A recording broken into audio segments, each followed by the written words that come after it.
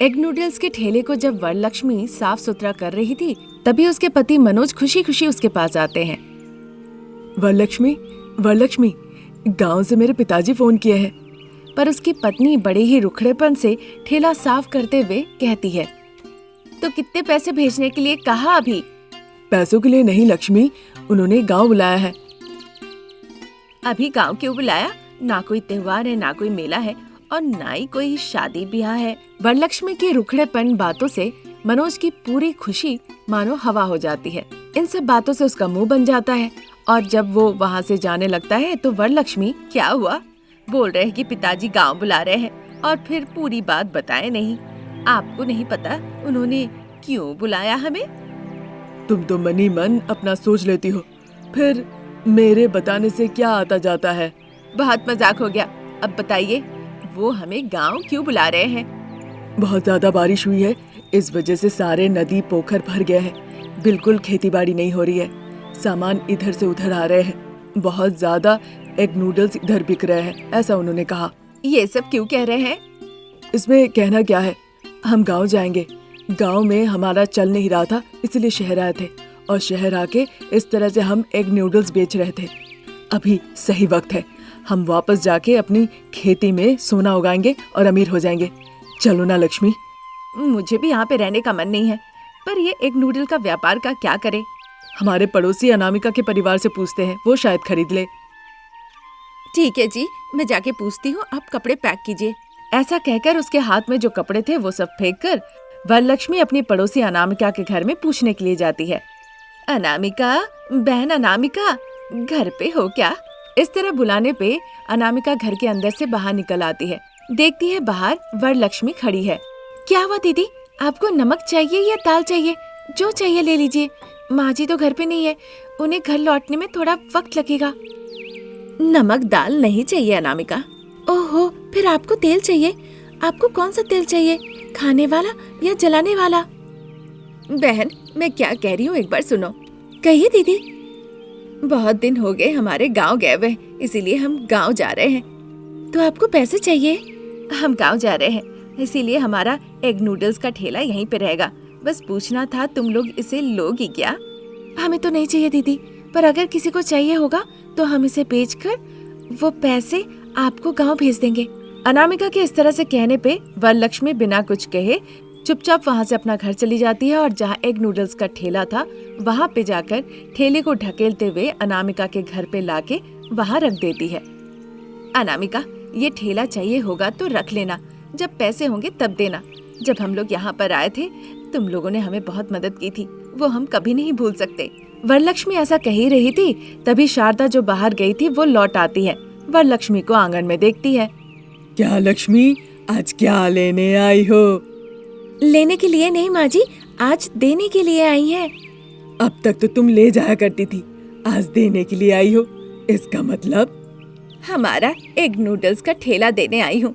हम गांव जा रहे हैं, ससुर जी ने फोन करके बुलाया है, इसीलिए गांव जाना होगा। अब इस ठेले का कोई काम नहीं था इसलिए। लोहे का पुराना सामान बेचने के लिए मेरे घर पे रख के जा रही हो, यही ना? आपसे बात करना ही गलत है, मैं चलती हूँ, नमस्ते। वरलक्ष्मी वहाँ से चली जाती है। शारदा और अनामिका फिर घर के अंदर आ जाती है। दिन निकल रहे थे, सर्दियों का मौसम आ जाता है। अब चूंकि बाप बेटा पैसे कमाते थे, इसीलिए उनकी जिंदगी उतनी कठिन नहीं थी। बच्चों की देखभाल करते थे, स्कूल का फीस भरते थे और खुशी खुशी रहते थे। फिर एक दिन बैंक से एक ऑफिसर उनके घर आते हैं। रमेश घर पे है? नहीं, वो तो ऑफिस गए हैं, पर आप कौन हैं? मैडम, मैं बैंक से आया हूँ। रमेश ने अपने दोस्त किशोर के घर के लोन के लिए श्योरिटी के तौर पे साइन किया था, क्या आपको याद है? हाँ सर, किशोर भाई साहब आए थे और उन्होंने साइन किया था, पर अब क्या हो गया? अब किशोर ने जो एड्रेस दिया था वो कहीं नहीं मिल रहा है। 3 महीने से हम देख रहे हैं, पता नहीं चल रहा है कि वो कहाँ पे है। मतलब? अब चूंकि श्योरिटी के लिए रमेश ने साइन किया था तो रमेश को पैसे देने होंगे। ये सुनकर अनामिका आश्चर्य होकर बस देखते ही रह जाती है। अब जैसे ही रमेश ऑफिस से लौट आए उन्हें ये सब बात बताइए और उन्हें कहिए चाहे परिस्थिति कुछ भी हो वो आके एक बार मुझसे मिले। नहीं तो बैंक को सीरियस एक्शन लेना पड़ेगा और फिर तुम लोगों को बहुत दिक्कत हो जाएगी। ठीक है सर। यह है मेरा विजिटिंग कार्ड। इतना कहकर ऑफिसर ने अनामिका को अपना विजिटिंग कार्ड दिया। अनामिका ने भी वो विजिटिंग कार्ड ले लिया। ऑफिसर वहाँ से चले जाते हैं। फिर अनामिका वो विजिटिंग कार्ड लेके घर के अंदर आती है, शारदा को पूरी बात बताती है। सुन के शारदा चिंतित हो जाती है। ये क्या, ये लोन कब लिया? अब ये ऑफिसर बैंक से हमारे घर आ रहे हैं। घबराइए मत माँ जी, जैसे वो लौट के आते हैं मैं उन्हें बताती हूँ, फिर वो बैंक में जाके कल बात करेंगे। इस तरह कहकर शारदा जाके सोफे पे बैठ जाती है। अनामिका किचन में चली जाती है। उस रात अपने बेडरूम में, मुझे आपसे एक बात कहनी थी। बैंक ऑफिसर घर पे आए थे? मतलब उन्होंने आपको फोन किया था? किया था अनामिका, पर मुझे नहीं पता था कि किशोर ऐसा करेगा। तो अब क्या करे जी? रमेश ने श्योरिटी पे साइन किया था, अगर आप पैसे नहीं देंगे तो आप पर लीगल एक्शन होगा। मैं हूं ना अनामिका, तुम चिंता मत करो। लीगल एक्शन तक आने का मैं मौका नहीं दूंगा। तुम जाके बच्चों के साथ सो जाओ, मुझे अभी नींद नहीं आ रही है। रमेश के बातों के मुताबिक अनामिका जाकर हरीश और भव्या के पास सो जाती है। रमेश खिड़की के पास खड़े होकर बाहर देखते हुए काफी देर तक सोचता रहता है। वो रात निकल जाती है। फिर रमेश अगले दिन एक प्राइवेट बैंक के मैनेजर के केबिन में बैठा होता है। मैंने सही कहा रमेश, चाहे कुछ भी क्यों ना हो जाए, पैसे तो तुम्हें ही चुकाने पड़ेंगे, नहीं तो चिटिंग केस में मुझे तुम्हें जेल में डालना होगा। तुम्हारा परिवार है, बाल बच्चे हैं, तुम चाहो तो थोड़ा समय लेके सोच सकते हो। उनकी ऐसी बातें सुनकर एसी कमरे में भी रमेश को तर पसीना आता है। वहाँ वो बिना कुछ कहे चुपचाप उठ के सीधा घर चला आता है। उधर शारदा और अनामिका बैंक में क्या हुआ ये जानने के लिए बहुत उत्साहित थे। वहाँ क्या हुआ बेटा? और क्या होगा माँ, वो हमें पैसे देने के लिए कह रहे हैं, और नहीं दिया तो वो मुझे जेल में डाल देंगे माँ। रमेश के मुंह से ऐसी बातें सुन के शारदा और अनामिका की आंखों में आंसू आ जाते हैं। अनामिका वहाँ पे बिना कुछ कहे चुपचाप घर के अंदर चली आती है। तभी अनामिका को एग नूडल्स का ठेला दिखता है और वो देखकर उसके मन में एक तरकीब आती है। फिर वो हॉल में वापस लौट आती है। माँ जी, अजय सुन रहे? बैंक वालों ने कहा है ना कि वो हमें कुछ समय देंगे। हाँ अनामिका, हम एक अच्छा सेंटर देखकर वहाँ पे एग नूडल्स बेच सकते हैं। बहू की तरकीब अच्छी लगी है। वैसे भी सर्दियों का मौसम है, लोगों को ऐसे मौसम में गर्मा गर्म खाने को अच्छा लगता है। अच्छा सेंटर देख के अगर एग नूडल्स बेचे तो हमारा व्यापार अच्छा चलेगा और इससे हम रमेश को इस मामले से बचा लेंगे। इस तरह से कहने पे अनामिका ज्यादा देर ना करते हुए जल्दी से उस ठेले के पास जाती है, उसे अच्छे से साफ करती है। एक दिन जाती है एक अच्छा सेंटर ढूंढने के लिए। फिर एग नूडल्स बनाने के लिए वो सारा सामग्री खरीद के ले आती है और बनाकर गर्मा गर्म वहीं पे बेचने लगती है।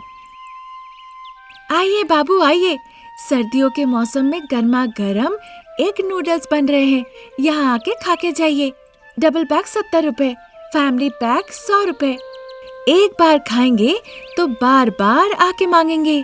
सर्दियों में गर्मा गर्म एग नूडल्स खा के जाइए। इस तरह सबको बुलाती है अनामिका। सर्दियों में जो भी ऑफिस जा रहे होते हैं और उन्हें गर्मा गर्म खाने का होता है वो अनामिका के पास आके खाते हैं। नूडल्स के शौकीन सभी लोग अनामिका के ठेले के पास आके खाने लगते हैं और फैमिली के लिए पैक करा के भी ले जाते हैं। दिन पे दिन एग नूडल्स का व्यापार अच्छा चलने लगता है। अनामिका कमाए हुए पैसों को अच्छे से बचाती है और उन्हीं पैसों को ले जाकर वो बैंक में उधार चुकाती है। इस तरह अनामिका अपना एग नूडल्स का व्यापार करके बैंक का कर्ज चुकाती है और अपने पति को जेल जाने से बचा लेती है। बहुत ही कम समय के अंदर बैंक का पैसा चुकाया है, इसीलिए घर के कागजात आप ले जा सकते हैं। लेकिन जब किशोर आएगा तो आप क्या कहेंगे सर? बिना कुछ कहे पैसे नहीं चुकाकर तुम यहाँ से भाग निकले थे। रमेश ने पैसे चुकाए हैं, इसीलिए ये घर अब से उसी का है, यही हम कहेंगे उसे रमेश। इस तरह से कहने पे शारदा, प्रसाद, रमेश, अनामिका सभी लोग बहुत खुश होते हैं। ऑफिसर वहाँ से चले जाते हैं। बहू, मुश्किल के दिनों में तुमने एग नूडल्स बेचकर पैसे कमाए, उधार चुकता किए और ये घर भी खरीद लिया। ये सब कुछ हम सबका मेहनत का फल है माँ जी। इस तरह कहती है और अनामिका अपना एग नूडल्स का व्यापार जारी रखती है। ये थी आज की कहानी। नई कहानी लेकर हम बहुत जल्द हाजिर होंगे। तब तक के लिए नमस्कार। सुबह के करीबन 10 बज रहे थे। काम ढूंढने के लिए गरीब बहू रानी शहर जाती है। वहाँ वो एक मोबाइल का खाली दुकान देखती है जहाँ कोई कस्टमर नहीं था। ये दुकान अभी खाली है, मैं जाके काम के लिए पूछ सकती हूँ। इस तरह सोच के अनामिका उस दुकान में जाती है। उस दुकान में काम करने वाला किशोर अनामिका के वेशभूषा को देखकर, ए क्या यहाँ मोबाइल देखने आई हो या चोरी करने आई हो? दोनों चीज के लिए ही नहीं, काम ढूंढने आई हूँ। मैं यहाँ काम कर रहा हूँ फिर भी काम नहीं है। बैठकर मक्खी मच्छर भगा रहा हूँ। मक्खी मच्छर भगाने के लिए मैं काफी हूँ। बहुत एनर्जी है मेरे पास, तुम्हारी जरूरत नहीं। वो बात नहीं है, मैं मंदारपल्ली गांव से चल के यहाँ काम ढूंढने आई हूँ। ये बात सुन के किशोर बड़ा आश्चर्य होता है। क्या कह रही हो तुम? मंदारपल्ली गांव तो 5 किलोमीटर दूर पे है। वहाँ से तुम चल चल के आई हो? तुम्हारे पैर लोहे के रॉड से बनाए क्या? उतना सोचने का वक्त नहीं है भैया, मुझे बस काम चाहिए। पिछले 2 दिनों से बस पानी पी के मैं जिंदा हूँ और ज्यादा दिन नहीं चल सकता, इसीलिए मैं काम ढूंढ रही हूँ। बाप रे, सुन के ही मुझे डर लग रहा है। जाओ जाओ। अनामिका आंखों में आंसू लेकर उस दुकान से बाहर निकल आती है।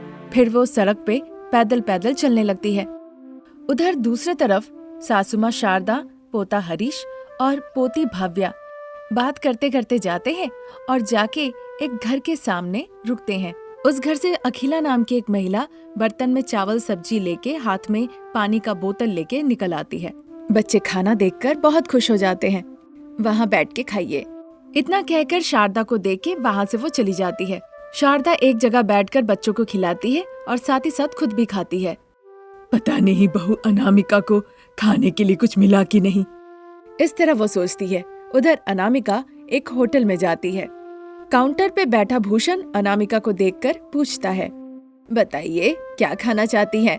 मुझे कुछ खाने दीजिए अंकल, मेरे पास पैसे नहीं है। अगर कुछ काम है तो कर दूंगी। वो काम करके मैं चावल खाना चाहती हूँ, मुझे बहुत भूख लगी है। इस तरह कहने के बावजूद भूषण को अनामिका पर थोड़ी भी दया नहीं आती है। उल्टा उसे गुस्सा आने लगता है और गुस्से से अनामिका से वो कहने लगता है, जाओ जाओ जाओ, यहाँ पे कोई काम नहीं है। इस तरह बहुत चिढ़ते हुए वो कहते हैं। अनामिका उनकी बातें सुन के रोने लगती है और वहाँ से जाने ही वाली होती है। उसी होटल में आई एक ग्राहक सुजाता जो वहाँ पे बैठ के खा रही थी, उसे अनामिका का दर्द समझ में आता है। सुनो, एक बार इधर आना। इस तरह बुलाने पे अनामिका सुजाता के पास जाती है। वो सुजाता के पास जाकर बैठती है। उसके सामने केले का पत्ता लगाया जाता है, उसमें चावल सब्जी परोसा जाता है। अनामिका सुजाता को देखकर रोने लगती है। पहले तुम खाना खा लो, उसके बाद हम बात करेंगे। इस तरह कहने पे अनामिका सर झुका के धन्यवाद कहती है। खाओ खाओ, मैं भी बहुत गरीब परिवार से आई हूँ, मुझे पता है ये दर्द क्या होता है, चुपचाप खा लो। इस तरह कहने पे अनामिका आंसू पोंछकर खाना खाने लगती है। यहाँ इस महान इंसान की वजह से मेरा पेट तो भर गया, पर वहाँ पे माँ जी बच्चे उन्होंने खाया कि नहीं मुझे कुछ भी नहीं पता। हे भगवान, उनकी भूख मिटा दे। इस तरह प्रार्थना करके वो खाती है। उधर पेट भर के खाना खाने के बाद हरीश और भाव्या दोनों शारदा का हाथ पकड़ के आगे जाने लगते हैं। पता नहीं बहू को कुछ काम मिला या नहीं। इस तरह सोचते सोचते वो चल के जा रही होती है।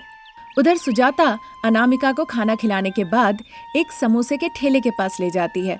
वहाँ गोविंद समोसा बनाया करता था और अपना ठेला चलाता था। गोविंद सुजाता को बहुत अच्छे से पहचानता था।